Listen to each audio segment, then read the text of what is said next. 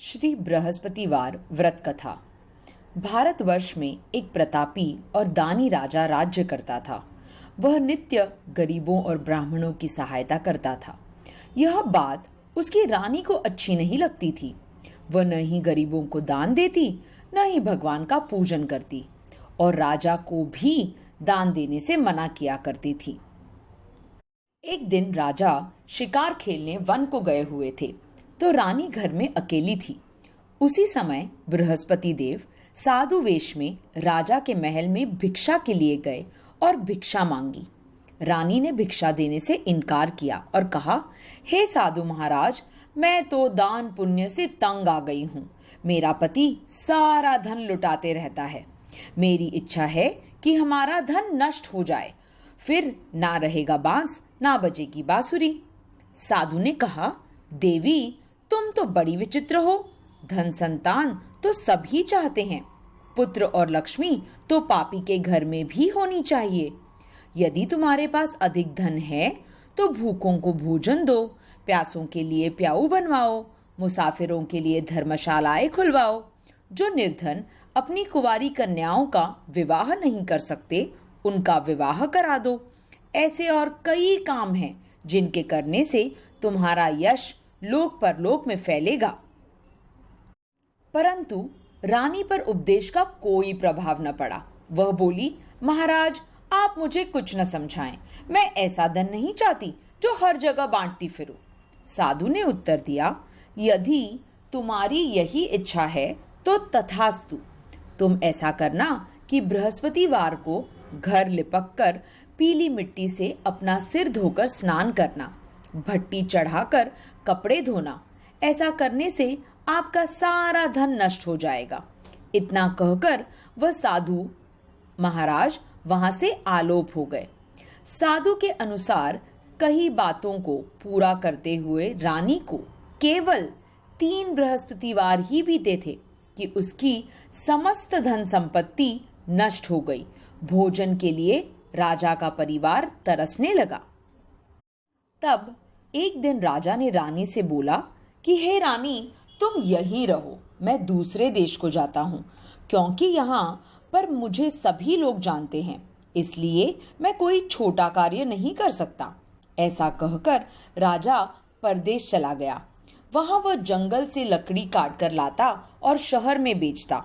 इस तरह वह अपना जीवन व्यतीत करने लगा।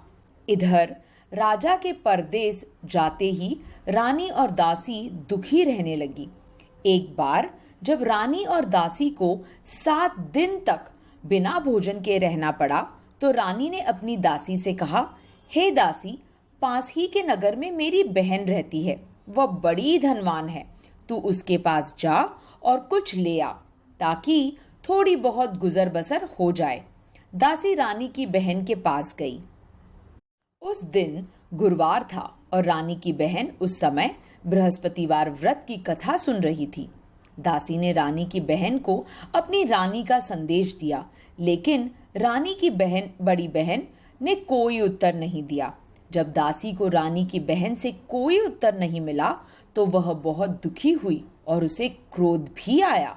दासी ने वापस आकर रानी को सारी बात बता दी। सुनकर रानी ने अपने भाग्य को कोसा। उधर रानी की बहन ने सोचा कि मेरी बहन की दासी आई थी, परंतु मैं उससे नहीं बोली, इससे वह बहुत दुखी हुई होगी।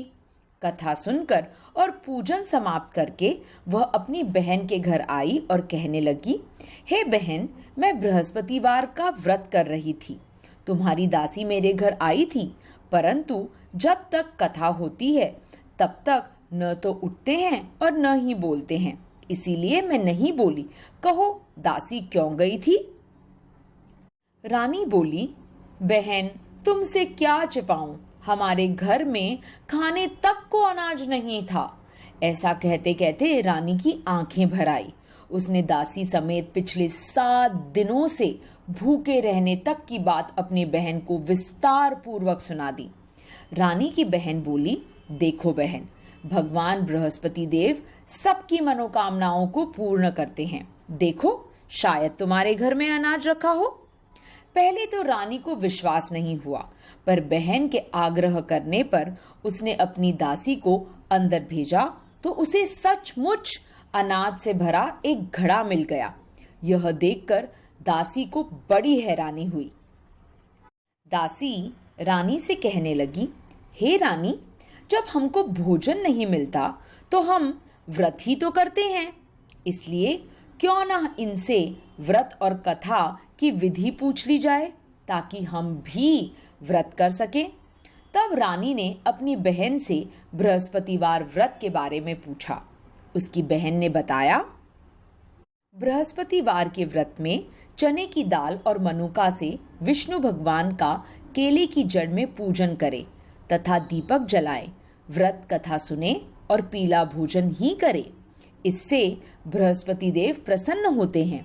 व्रत और पूजन विधि बताकर रानी की बहन अपने घर को लौट गई। 7 दिन के बाद जब गुरुवार आया तो रानी और दासी ने व्रत रखा। गुड़साल में जाकर चना और गुड़ लेकर आई। फिर उससे केले की जड़ तथा विष्णु भगवान का पूजन किया। अब पीला भोजन कहाँ से आए?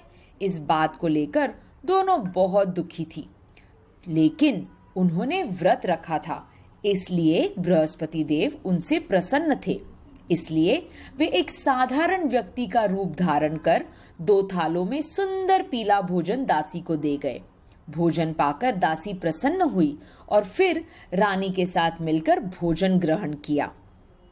उसके बाद वे सभी गुरुवार को व्रत और पूजन करने लगी। बृहस्पति भगवान की कृपा से उनके पास फिर से धन संपत्ति आ गई, परंतु रानी फिर से पहले की तरह आलस्य करने लगी।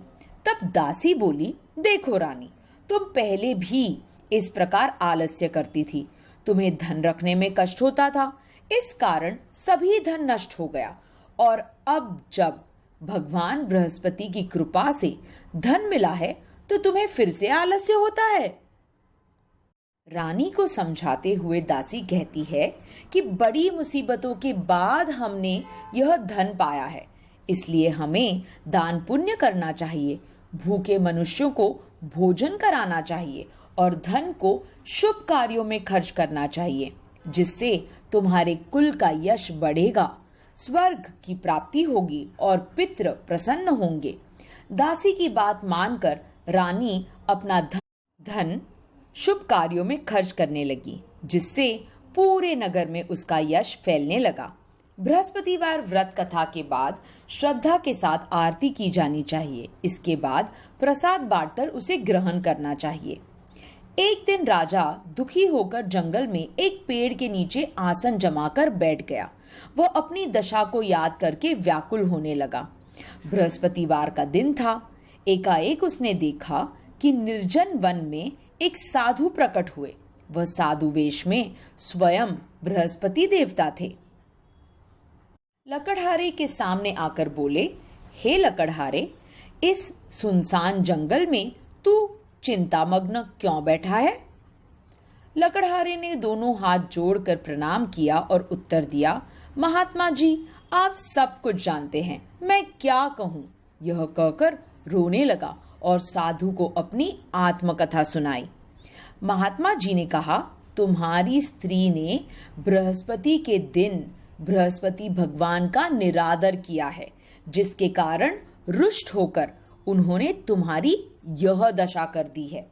अब तुम चिंता को दूर करके मेरे कहने पर चलो तो तुम्हारे सब कष्ट दूर हो जाएंगे और भगवान पहले से भी अधिक संपत्ति देंगे। तुम बृहस्पति के दिन कथा किया करो। 2 पैसे के चने मनुका लाकर उसका प्रसाद बनाओ और शुद्ध जल से लोटे में शक्कर मिलाकर अमृत तैयार करो। कथा के पश्चात अपने सारे परिवार और सुनने वाले प्रेमियों में अमृत व प्रसाद बांटकर आप भी ग्रहण करो। ऐसा करने से भगवान तुम्हारी सब मनोकामनाएं पूरी करेंगे। साधु के ऐसे वचन सुनकर लकड़हारा बोला, हे प्रभु, मुझे लकड़ी बेचकर इतना पैसा नहीं मिलता जिससे भोजन के उपरांत कुछ बचा सकूं। मैंने रात्रि में अपनी स्त्री को व्याकुल देखा है। मेरे पास कुछ भी नहीं जिससे मैं उसकी खबर मंगा सकूं। साधु ने कहा, हे लकड़हारे, तुम किसी बात की चिंता मत करो। बृहस्पति के दिन तुम रोजाना की तरह लकड़ियां लेकर शहर को जाओ। तुमको रोज से दुगना धन प्राप्त होगा, जिससे तुम भली भांति भोजन कर लोगे तथा बृहस्पति देव की पूजा का सामान भी आ जाएगा। इतना कहकर साधु अंतर्ध्यान हो गए। धीरे धीरे समय व्यतीत होने पर फिर वही बृहस्पतिवार का दिन आया। लकड़हारा जंगल से लकड़ी काटकर किसी शहर में बेचने गया। उसे उस दिन और दिनों से अधिक पैसा मिला। राजा ने चना गुड़ आदि लाकर गुरुवार का व्रत किया। उस दिन से उसके सभी क्लेश दूर हो गए। परंतु जब दोबारा गुरुवार का दिन आया तो वह बृहस्पतिवार का व्रत करना भूल गया। इस कारण बृहस्पति भगवान नाराज हो गए। उस दिन उस नगर के राजा ने विशाल यज्ञ का आयोजन किया था तथा शहर में यह घोषणा करा दी कि कोई भी मनुष्य अपने घर में भोजन ना बनावे, न आग जलावे। समस्त जनता मेरे यहाँ भोजन करने आवे। इस आज्ञा को जो न मानेगा उसे फांसी की सजा दी जाएगी। इस तरह की घोषणा संपूर्ण नगर में करवा दी गई। राजा की आज्ञा अनुसार शहर के सभी लोग भोजन करने गए, लेकिन लकड़हारा कुछ देर से पहुंचा, इसलिए राजा उसको अपने साथ घर ले गए और ले जाकर भोजन करा रहे थे तो रानी की दृष्टि उस खुंटी पर पड़ी जिस पर उसका हार लटका हुआ था। वह वहां पर दिखाई नहीं दिया। रानी ने निश्चय किया कि मेरा हार इसी मनुष्य ने चुराया होगा। उसी समय सिपाहियों को बुलाकर उसको कारागार में डलवा दिया। जब लकड़हारा कारागार में पड़ गया और बहुत दुखी होकर विचार करने लगा कि न जाने कौन से पूर्व जन्म के कर्म से मुझे यह दुख प्राप्त हुआ है, और उसी साधु को याद करने लगा जो कि जंगल में मिला था। उसी समय तत्काल बृहस्पति देव साधु के रूप में प्रकट हुए और उसकी दशा को देखकर कहने लगे, अरे मूर्ख, तूने बृहस्पति देव की कथा नहीं करी थी, इस कारण तुझे दुख प्राप्त हुआ है। अब चिंता मत कर। बृहस्पतिवार के दिन कारागार के दरवाजे पर 4 पैसे पड़े मिलेंगे। उनसे तू बृहस्पति देव की पूजा करना, तेरे सभी कष्ट दूर हो जाएंगे। बृहस्पति के दिन उसे 4 पैसे मिले। लकड़हारे ने कथा कही। उसी रात्रि को बृहस्पति देव ने उस नगर के राजा को स्वप्न में कहा, हे राजा, तुमने जिस आदमी को कारागार में बंद कर दिया है वह निर्दोष है, वह राजा है, उसे छोड़ देना। रानी का हार उसी खुंटी पर लटका है। अगर तू ऐसा नहीं करेगा तो मैं तेरे राज्य को नष्ट कर दूंगा। इस तरह रात्रि के स्वप्नों को देखकर राजा प्रातःकाल उठा और खुंटी पर हार देखकर लकड़हारे को बुलाकर क्षमा मांगी तथा लकड़हारे को योग्य सुंदर वस्त्र आभूषण देकर विदा कर दिया। बृहस्पति देव की आज्ञा अनुसार लकड़हारा अपने नगर को चल दिया। राजा जब अपने नगर के निकट पहुंचा तो उसे बड़ा आश्चर्य हुआ। नगर में पहले से अधिक बाग, तालाब, कुएं तथा बहुत सी धर्मशाला, मंदिर आदि बन गई थी। राजा ने पूछा, यह किसका बाग और धर्मशाला है? तब नगर के सब लोग कहने लगे, यह सब रानी और बांदी के हैं। तो राजा को आश्चर्य हुआ और गुस्सा भी आया। जब रानी ने यह खबर सुनी कि राजा आ रहे हैं तो उन्होंने बांदी से कहा कि हे दासी, देख, राजा हमको कितनी बुरी हालत में छोड़ गए थे। हमारी ऐसी हालत देखकर कहीं वह लौट ना जाए, इसलिए तू दरवाजे पर खड़ी हो जा। आज्ञा अनुसार दासी दरवाजे पर खड़ी हो गई। राजा आए तो उन्हें अपने साथ लेवा लाई। तब राजा ने क्रोध करके अपनी रानी से पूछा कि यह धन तुम्हें कैसे प्राप्त हुआ है? तब उन्होंने कहा, हमें यह सब धन बृहस्पति देव के इस व्रत के प्रभाव से प्राप्त हुआ है। तब राजा ने निश्चय किया कि 7 रोज बाद तो सभी बृहस्पति देव का पूजन करते हैं, परंतु मैं प्रतिदिन दिन में 3 बार कहानी तथा रोज व्रत किया करूंगा। अब हर समय राजा के दुपट्टे में चने की दाल बंधी रहती थी तथा दिन में 3 बार कहानी कहता था। एक रोज राजा ने विचार किया कि चलो अपनी बहन के यहाँ हो आवे। इस तरह निश्चय कर राजा घोड़े पर सवार हो गया और अपनी बहन के यहाँ को चलने लगा। मार्ग में उसने देखा कि कुछ आदमी एक मुर्दे को लिए जा रहे हैं। उन्हें रोककर राजा कहने लगा, अरे भाइयों, मेरे बृहस्पतिवार की कथा सुन लो। वे बोले, लो, हमारा तो आदमी मर गया है, इसको अपनी कथा की पड़ी है। परंतु कुछ आदमी बोले, अच्छा कहो, हम तुम्हारी कथा भी सुनेंगे। राजा ने दाल निकाली और जब कथा आधी हुई थी कि मुर्दा हिलने लग गया, और जब कथा समाप्त हो गई तो राम राम करके मनुष्य उठकर खड़ा हो गया। आगे मार्ग में उसे एक किसान खेत में हल चलाता मिला। राजा ने उसे देखा और उससे बोले, अरे भैया, तुम मेरी बृहस्पतिवार की कथा सुन लो। किसान बोला, जब तक मैं तेरी कथा सुनूंगा तब तक 4 हरिया जोत लूंगा। जा, अपनी कथा किसी और को सुनाना। इस तरह राजा आगे चलने लगा। राजा के हटते ही बैल पछाड़ खाकर गिर गए तथा किसान के पेट में बड़ी जोर का दर्द होने लगा। उस समय उसकी माँ रोटी लेकर आई। उसने जब यह देखा तो अपने पुत्र से सब हाल पूछा और बेटे ने सभी हाल कह दिया। तो बुढ़िया दौड़ी दौड़ी उस घुड़सवार के पास गई और उससे बोली कि मैं तेरी कथा सुनूंगी, तू अपनी कथा मेरे खेत पर चलकर ही सुनाना। राजा ने बुढ़िया के खेत पर जाकर कथा कही, जिसके सुनते ही वह बैल उठ खड़े हुए तथा किसान के पेट का दर्द भी बंद हो गया। राजा अपनी बहन के घर पहुंचा। बहन ने भाई की खूब मेहमानी की। दूसरे रोज प्रातःकाल राजा जगा तो वह देखने लगा कि सब लोग भोजन कर रहे हैं। राजा ने अपनी बहन से कहा, ऐसा कोई मनुष्य है जिसने भोजन नहीं किया हो? मेरी बृहस्पतिवार की कथा सुन ले। बहन बोली, हे भैया, यह देश ऐसा ही है। पहले यहाँ लोग भोजन करते हैं, बाद में अन्य काम करते हैं। अगर कोई पड़ोस में हो तो देखाऊं। वह ऐसा कहकर देखने चली गई, परंतु उसे कोई ऐसा व्यक्ति नहीं मिला जिसने भोजन न किया हो।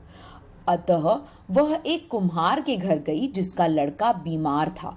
उसे मालूम हुआ कि उनके यहाँ 3 रोज से किसी ने भोजन नहीं किया है। रानी ने अपने भाई की कथा सुनने के लिए कुम्हार से कहा तो वह तैयार हो गया। राजा ने जाकर बृहस्पतिवार की कथा कही, जिसको सुनकर उसका लड़का ठीक हो गया। अब तो राजा की प्रशंसा होने लगी। एक रोज राजा ने अपनी बहन से कहा कि हे बहन, हम अपने घर को जाएंगे, तुम भी तैयार हो जाओ। राजा की बहन ने अपनी सास से पूछा। सास ने कहा, हाँ चली जा, परंतु अपने लड़कों को मत ले जाना, क्योंकि तेरे भाई के कोई औलाद नहीं है। बहन ने अपने भैया से कहा, हे भैया, मैं तो चलूंगी, परंतु कोई बालक नहीं जाएगा। राजा बोला, जब कोई बालक नहीं चलेगा तो तुम ही आके क्या करोगी? बड़े दुखी मन से राजा अपने घर को लौट गया। राजा ने अपनी रानी से कहा, हम निर्वंशी हैं, हमारा मुंह देखने का धर्म नहीं है और कुछ भोजन आदि नहीं किया। रानी बोली, हे प्रभु, बृहस्पति देव ने हमें सब कुछ दिया है, वह हमें औलाद अवश्य देंगे। उसी रात को बृहस्पति देव ने राजा के स्वप्न में कहा, हे राजा, उठ, सभी सोच त्याग दे, तेरी रानी गर्भ से है। राजा की यह बात सुनकर बड़ी खुशी हुई। 90वें महीने में उसके गर्भ से एक सुंदर पुत्र पैदा हुआ। तब राजा बोला, हे रानी, स्त्री बिना भोजन के तो रह सकती है, पर बिना कहे नहीं रह सकती।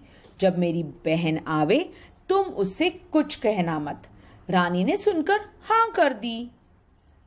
जब राजा की बहन ने यह शुभ समाचार सुना तो वह बहुत खुश हुई तथा बधाई लेकर अपने भैया के यहाँ आई। तभी रानी ने कहा, घोड़ा चढ़कर तो नहीं आई, गधा चढ़ी आई। राजा की बहन बोली, भाभी, मैं इस प्रकार न कहती तो तुम्हें औलाद कैसे मिलती? बृहस्पति देव ऐसे ही है, जैसे जिसके मन में कामनाएं हैं सभी को पूर्ण करते हैं। जो सद्भावना पूर्वक बृहस्पतिवार का व्रत करता है एवं कथा पढ़ता है अथवा सुनता है, दूसरों को सुनाता है, बृहस्पति देव उसकी सभी मनोकामनाओं को पूर्ण करते हैं। भगवान बृहस्पति देव उसकी सदैव रक्षा करते हैं। संसार में जो मनुष्य सद्भावना से भगवान की जी का पूजन व्रत सच्चे हृदय से करते हैं तो उनकी सभी कामनाएं पूर्ण होती हैं। जैसी सच्ची भावना से रानी और राजा ने उनकी कथा का गुणगान किया तो उनकी सभी इच्छाएं बृहस्पति देव जी ने पूर्ण की थी। इसलिए पूर्ण कथा सुनने के बाद प्रसाद लेकर जाना चाहिए। हृदय से उसका मनन करते हुए जय जयकारा बोलना चाहिए। बोलो बृहस्पति देव की जय, भगवान विष्णु की जय। बृहस्पति देव की कथा। प्राचीन काल में एक ब्राह्मण रहता था। वह बहुत निर्धन था। उसके कोई संतान नहीं थी। उसकी स्त्री बहुत मलिनता के साथ रहती थी। वह स्नान न करती, किसी देवता का पूजन न करती। इससे ब्राह्मण देवता बड़े दुखी थे। बेचारे बहुत कुछ कहते थे किंतु उसका कुछ परिणाम न निकलता। भगवान की कृपा से ब्राह्मण की स्त्री के कन्या रूपी रत्न पैदा हुआ। कन्या बड़ी होने पर प्रातःकाल स्नान करके विष्णु भगवान का जाप कर वह बृहस्पतिवार का व्रत करने लगी। अपने पूजन पाठ को समाप्त करके विद्यालय जाती तो अपनी मुट्ठी में जौ भर के ले जाती और पाठशाला के मार्ग में डालती जाती। तब ये जौ स्वर्ण के हो जाते। लौटते समय उनको बिनकर घर ले आती थी। एक दिन वह बालिका सूप से उस सोने के जौ को फटक कर साफ कर रही थी कि उसके पिता ने देख लिया और कहा, हे बेटी, सोने के जौ को साफ करने के लिए सोने का सूप होना चाहिए। दूसरे दिन बृहस्पतिवार था। इस कन्या ने व्रत रखा और बृहस्पति देव से प्रार्थना करते हुए कहा, मैंने आपकी पूजा सच्चे मन से की हो तो मेरे लिए सोने का सूप दे दो। बृहस्पति देव ने उसकी प्रार्थना स्वीकार कर ली। रोजाना की तरह वह कन्या जौ फैलाती हुई जाने लगी। तब जब लौटकर जौ बिन रही थी तो बृहस्पति देव की कृपा से सोने का सूप मिला। उसे वह घर ले आई और उसमें जौ साफ करने लगी, परंतु उसकी माँ का वही ढंग रहा। एक दिन की बात है कि वह कन्या सोने के सूप में जौ साफ कर रही थी। उस समय उस शहर का राजपुत्र वहां से होकर निकला। इस कन्या के रूप और कार्य को देखकर मोहित हो गया तथा अपने घर आकर भोजन तथा जल त्याग कर उदास होकर लेट गया। राजा को इस बात का जब पता चला तो वह अपने प्रधानमंत्री के साथ उसके पास गए और बोले, हे बेटा, तुम्हें किस बात का कष्ट है? किसी ने अपमान किया है अथवा कोई और कारण हो सो कहो, मैं वही करूंगा जिससे तुम्हें प्रसन्नता हो।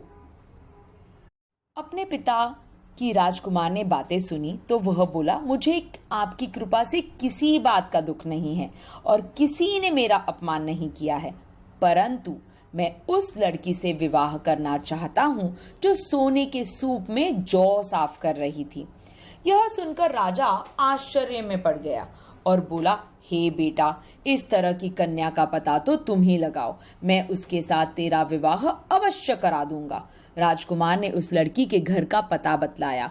तब मंत्री उस लड़की के घर गए और ब्राह्मण देवता को सभी हाल बतलाया। ब्राह्मण देवता राजकुमार के साथ अपनी कन्या का विवाह करने के लिए तैयार हो गए तथा विधि विधान के अनुसार ब्राह्मण की कन्या का विवाह राजकुमार के साथ हो गया। कन्या के घर से जाते ही पहले की भांति उस ब्राह्मण देवता के घर में गरीबी का निवास हो गया। अब भोजन के लिए भी अन्न बड़ी मुश्किल से मिलता था। एक दिन दुखी होकर ब्राह्मण देवता अपनी पुत्री के पास गए। बेटी ने पिता की दुखी अवस्था को देखा और अपनी माँ का हाल पूछा। तब ब्राह्मण ने सभी हाल बता दिया। कन्या ने बहुत सा धन देकर अपने पिता को विदा कर दिया। इस तरह ब्राह्मण का कुछ समय सुखपूर्वक व्यतीत हुआ। कुछ दिन बाद फिर वही हाल हो गया। ब्राह्मण फिर अपनी कन्या के यहाँ गया और सारा हाल कहा तो लड़की बोली, हे पिताजी, आप माता जी को यहाँ लेवा लाओ, मैं उसे विधि बता दूंगी जिससे गरीबी दूर हो जाएगी। वह ब्राह्मण देवता अपनी स्त्री को साथ लेकर पहुंचे तो अपनी माँ को समझाने लगी कि हे माँ, तुम प्रातःकाल प्रथम स्नान आदि करके विष्णु भगवान का पूजन करो और तो सब दरिद्रता दूर हो जाएगी। परंतु उसकी माँ ने एक भी बात नहीं मानी और प्रातःकाल उठकर अपनी पुत्री के बच्चों की झूठन को खा लिया। इससे उसकी पुत्री को बहुत गुस्सा आया और एक रात को कोठरी से सभी सामान निकाल दिया और अपनी माँ को उसमें बंद कर दिया। प्रातःकाल उसे निकाला तथा स्नान आदि करा के पाठ करवाया तो उसकी माँ की बुद्धि ठीक हो गई और फिर प्रत्येक बृहस्पतिवार को व्रत करने लगी। इस व्रत के प्रभाव से उसके माँ बाप बहुत ही धनवान और पुत्रवान हो गए और बृहस्पति जी के प्रभाव से इस लोक के सुख भोग कर स्वर्ग को प्राप्त हुए। सब बोलो विष्णु भगवान की जय, बोलो बृहस्पति देवता की जय।